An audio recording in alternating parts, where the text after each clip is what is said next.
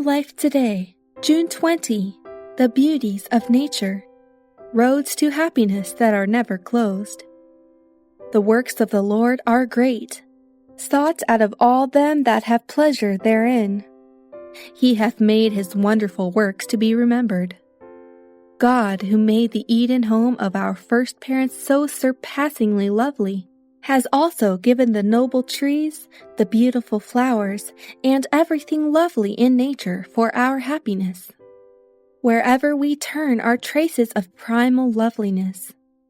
Wherever we may turn, we hear the voice of God and behold his handiwork. Nature's 10,000 voices speak his praise. In earth and air and sky, with their marvelous tint and color, varying in gorgeous contrast or softly blended in harmony, we behold his glory. The everlasting hills tell us of his power. The trees wave their green banners in the sunlight and point us upward to their Creator. The flowers that gem the earth with their beauty whisper to us of Eden and fill us with longings for its unfading loveliness. The living green that carpets the brown earth tells us of God's care for the humblest of his creatures.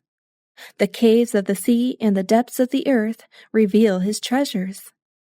He who placed the pearls in the ocean and the amethyst and the chrysolite among the rocks is a lover of the beautiful.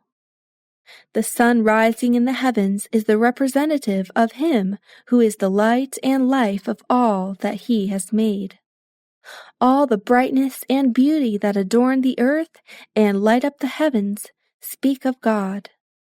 Shall we, in the enjoyment of the gifts, forget the giver? Let them rather lead us to contemplate his goodness and his love.